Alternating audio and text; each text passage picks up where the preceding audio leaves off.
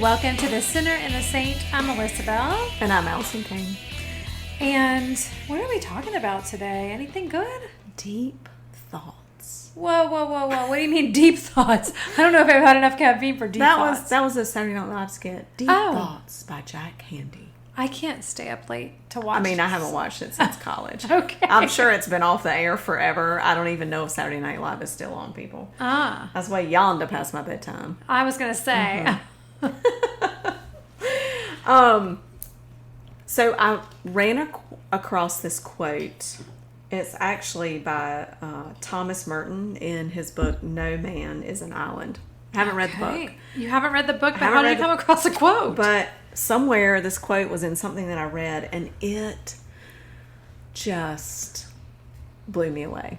It's so well said. I just want to share it. I just thought we could kind of dive into this and untangle it. Oh, great. Here's what it says. The beginning of this love is the will to let those we love be perfectly themselves. The resolution not to twist them to fit our own image. If in loving them, we do not love what they are, but only their potential likeness to ourselves, then we do not love them. We only love the reflection of ourselves we find in them. Ooh. Whoa. That's Isn't that deep. Good? That's real deep. I know. Should I read it one more time? I think you better read it one more time. Hang on. Okay. I mean, this is so powerful and convicting. The beginning of this love is the will to let those we love be perfectly themselves. The resolution not to twist them to fit our own image. If in loving them we do not love what they are, but only their potential likeness to ourselves, then we do not love them. We only love the reflection of ourselves we see in them.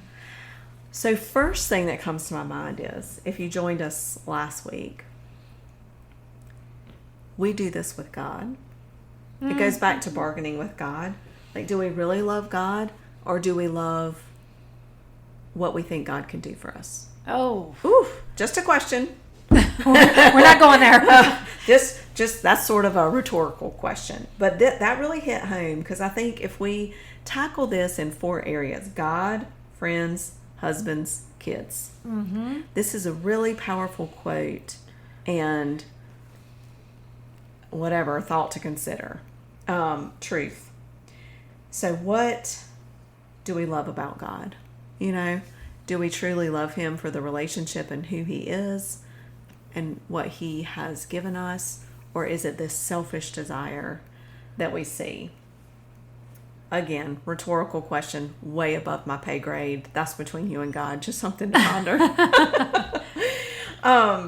So I thought it might first be easier to think about our husbands in marriage. Like if you're considering marriage, if you are married, that sort of thing. The love that you have, are you allowing the person in your life to be perfectly themselves? I love that so much, because I think about the process that I've been through since I've met my husband, and I can say that the person that he married is nothing like the person that I am right now. Right. Because I do think that God blinds people to get... So he was kind of... He blinds them or binds them together? I think he blinded him so he didn't see. You're so funny.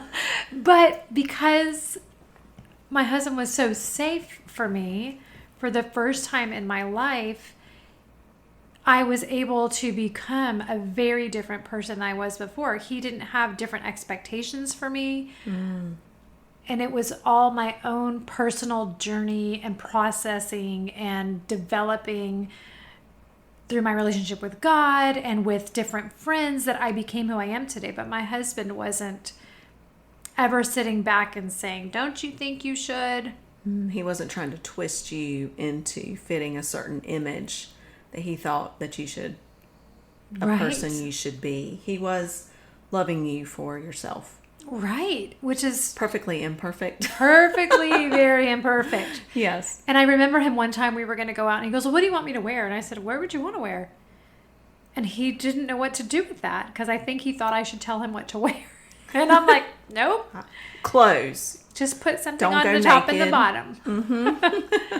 So there's a very shallow response and then a very deep response about kind of somewhere where I've come from, I guess. Yeah, I mean, I think so if I'm looking at my husband and I, we're very different personalities. I'm really outgoing. I'm borderline introvert, extrovert. I'm like 1%, 51% extrovert, which is so crazy to think about. But I really need to recharge at home. But I can just soak in the energy of other people. And I love to be out visiting and hanging out and doing all the things. Matt is very reserved. Like, I think he read somewhere, he wakes up and, my battery, I'm at probably 100% for all of that social stuff. He wakes up and he's only at 40%. Oh. For the social stuff, because he's more of an introvert and a thinker. And so when we would get in certain situations, he didn't always seem as excited as I thought that he should seem. Or, like, you should be more excited about this. People are going to think we don't need to be here. But that's just him. And like, I don't need to change him. I don't need to be responsible for him. He is who he is. And that's okay. That's him. It's so funny that you mentioned that because someone close to me, they get very excited. I guess maybe just because of kind of where I come from, I'm not excitable. Mm-hmm. Like, I don't get the super, super highs or the super, super lows. I try to just keep it middle of the road. Middle of the road, probably. Maybe similar to Matt. And so this person will bring something to my attention and they'll be like, I thought you were more excited. I thought you'd be more excited. And I'm like, I am excited. I just don't know how to be excited like you're excited. That is exactly what he does. Yeah. Like, even when I gave him his Father's Day gift, like, I was so excited about it. Oh, yeah, yeah. I had bought it and I knew it was going to finally be a surprise and he wasn't going to.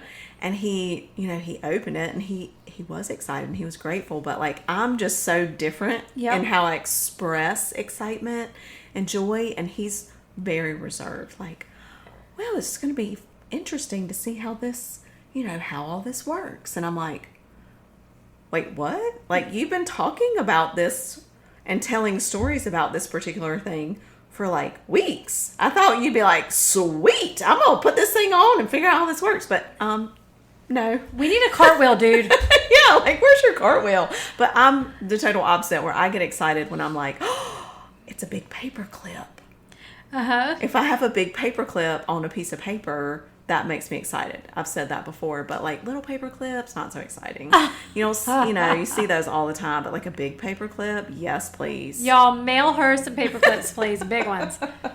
That's so interesting because I think, and I don't know if it's from my upbringing that I'm afraid to get too excited, or I've just never celebrated. Like, we don't celebrate big. There was not big celebration growing up. There were not big holidays. There was none of that. And so for me, any celebration is big. Right. It's just interesting. It is. And I think that is really the foundation of this quote is if you truly love someone, you're going to look at their whole being. We all come with baggage from our past, our lives, our family's lives, generational stuff that we may not even know. We're just pulling along in an extra suitcase that's tagged on to our own suitcase. I mean, we may have a train of suitcases. Sometimes we don't even know, but it is not loving that person for who they might be one day if they can finally put down the suitcases, which is our prayer and our hope for everyone. But because that's a healthy thing, but you can't love them because you can, but you shouldn't. Is it really love? I should ask the question. Is it really love if you love the person with the suitcases because you think that one day they're going to get rid of the suitcases? Because what if they don't? Yeah. Then you're not loving them as their selves. Interesting. And I mean, it almost hurts your brain to think about it. It really does. Yeah. The suitcase thing really threw me for a loop. I told you it's deep thoughts day. And then I'm thinking about the kids. Yes. And I think about how many times kids get caught up in performing for their parents. Yes. To bring their parents happiness. Right. When they're not in charge of that. Yes. Therapists, chime in, please. We need help. They're not in charge. Yeah. Going back to my husband for a second, there are some times when I start to feel a little woe is me, and I feel it's not his job to make you happy. Mm. It's not our kid's job to make us happy. It's not our kid's job to make us proud. That's right. And also, when you're considering your kids, if yours are like mine, they're totally different. I mean, it's almost a joke in our family. If one likes chocolate, the other one, even if you have no idea, it's like if one wants to do one thing, the other one's going to want to do the total opposite without even realizing. Yes. Not even out of spite, just without even realizing. It's like, you like chocolate? Well, I like vanilla. And in parenting, are we loving them for who they are? Even though their personalities, their traits, their spiritual gifts, their quirks are not what we want them to be, or not the same as the older brother or the younger sister or the whatever it is. Are we loving them for themselves the way they are and not for what we hope they one day will be? Yeah. I think it is probably easier as parents to love our children in this way sometimes than our spouse. Would you agree? I think so. But then, as you were talking, I was thinking about the kids, and I was thinking about how my perception of how they should love me back. Ah. And same with, just like it's not my husband's job to make me happy. It's not my job to make my kids happy. Or it's not my job to make my husband happy. I can do my best, but at the end of the day, I don't feel that void. God does. We love them well. And we look to God for our strength and compassion to do that, to love people well, by being more like Him, by looking to Him. The same with friends. Who are you? Who are those close friends? And what happens when they aren't who you think they are? Now, friends are different than your kids and your husband. You can't just be like, you know what? I think it's time to cut you out of my life. Right? Because this is unhealthy. No, we don't, there's a little more freedom in the friendship department. But I think about how Jesus showed us this type of love all throughout Scripture, in the Gospels, when He is approaching people, from the woman at the well to the woman who, they want to stone because she's committed adultery. Not the man, of course, but the woman. And then, and even His own disciples. Uh-huh. He didn't love them because they reflected Him. Mm-hmm. He loved them so they had a desire to reflect Him, which is, again, deep thoughts. It's countercultural. It's so countercultural. And I'm not saying I'm not trying to put us in the place of God, but Jesus as the example. He wasn't loving them because they were a certain way. He was just loving them for who they were as people. And when they did that, they became better people because they wanted to be more like Jesus. They wanted to reflect His love. So in turn, what that looks like for us is, if we're not trying to change someone, if we're not loving them just because of what we think they might be or they could be. If only they blah, blah, blah. Exactly. Uh-huh. We're just loving them. Then what's going to happen is the desire is going to change in an amazing way. We're loving them, so their desire to love is going to look different. And they probably have a much greater chance of turning into letting some of the luggage go, figuring some things out, and becoming a better person. Because we're not trying to manipulate them into being the person we think they should be. And I think, it's so easy to like take this thread with our children, but even with friends and whatnot, I think of this quote. I think it's from Bob Goff, and he says, "Love them for who they are in the way that you can, and you don't have to put a Jesus stamp on it. But they will feel so comfortable, so welcome, so seen, so heard that one day they might ask you, why are you different? What makes you do this?" Mm-hmm. And that's when you say, Jesus. I heard the most interesting bit of parenting advice today, randomly.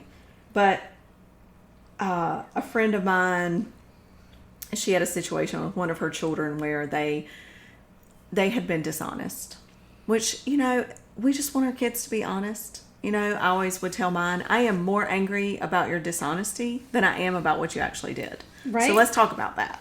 This is one of the things in our family that you're going to have to deal with. So I'll take your honesty any day over the other. So this was one of the first experiences that they'd had, and she was just really struggling with it. And someone said, you know what you should do is host a cupcake party for them. And she was like, what? Like, that is countercultural. Yes. Because what is that going to do? Instead of going in and screaming and yelling and fussing and fighting and throwing guilt and shame, looking at what they are, and then be like, okay, I'm going to throw you a cupcake party. Invite some of your friends. They're going to be like, what? What? What kind of cupcake party is it? Like, hey, you lied to me party? Just let's celebrate you and just have your friends over. Let me do something really extra special for you. Oh. And that's what Jesus did. Yeah. He showed up and he's like, oh, you just committed adultery? Well, I'm not going to throw a stone at you. I'm actually not even judging you. Is anyone else here? Now go and do the right thing. You're loved. Like, whoa, there's her cupcake party. That reminds me of a Bible study. And she was like, wait, what? Yeah, there was a Bible study I was doing, and the girl was a perfectionist, and she was so mortified that she had gotten a bad grade.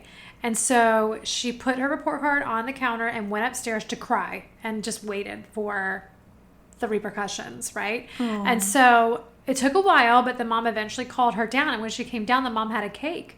And she's like, what are you doing? Didn't you see my grade? She goes, I'm celebrating your first D.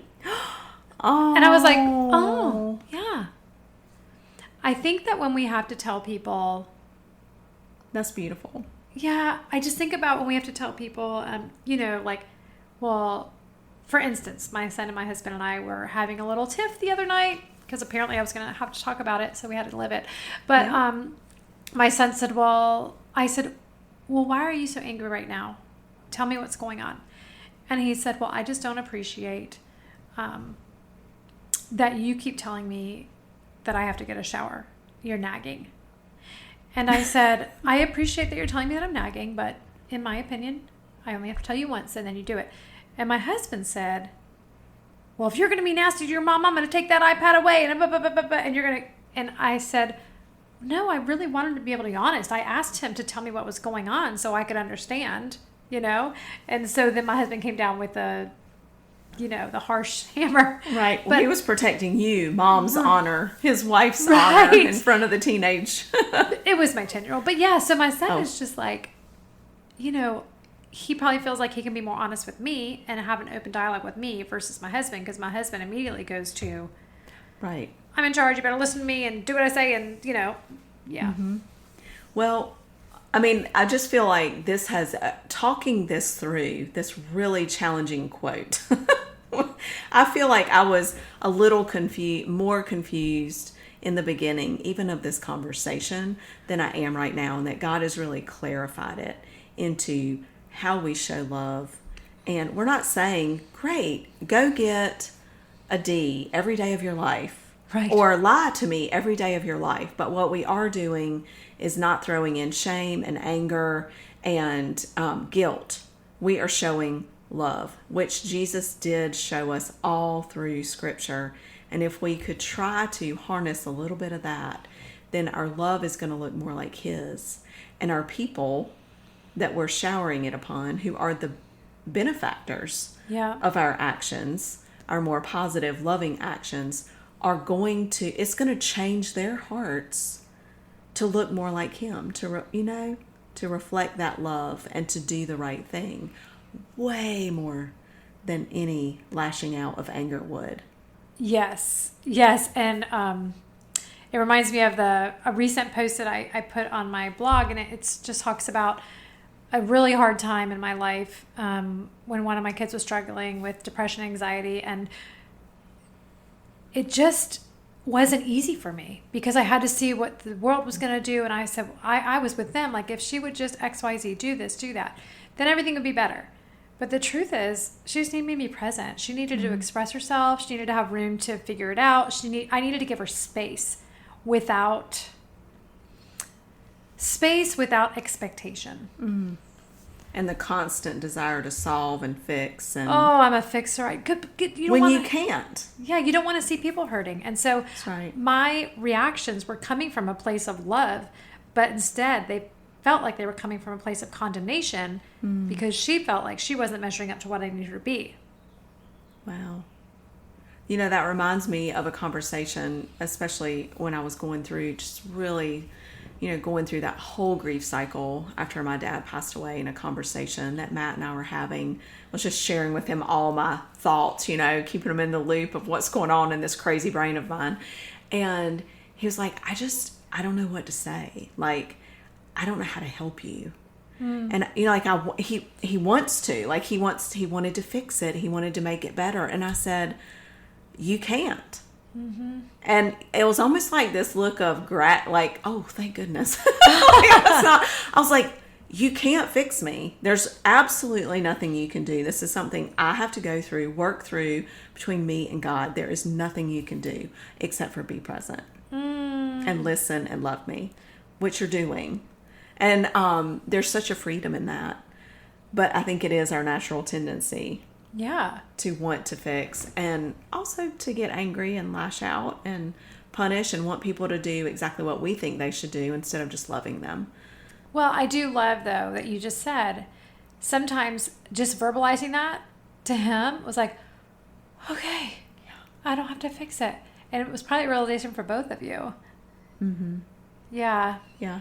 Freedom to be, space to heal, but he was there to listen, love. Yeah. Absolutely. And just like we started out with a really complex, deep quote at the end of the podcast, working through it, I hope you've seen through this podcast as we just sat together and had this conversation. It was not planned out, but just talked this through and what it looks like as Christ followers and as people that desire to want to live and be more like Jesus. Find that person in your life when you've got something complicated that seems daunting. Like that quote's like, oh my gosh, like it makes my brain hurt. When you can sit down with someone who you trust and have these hard conversations, you get to the simple point that God desires to spotlight for us. So we pray that you'll take something complicated to a really good friend today and hash it out together. Yeah. And we'd love to hear what you discover because God is always in the mix. And have cake. Absolutely. Or cupcake. Yes. Thanks for joining us this week on The Sinner and the Saint.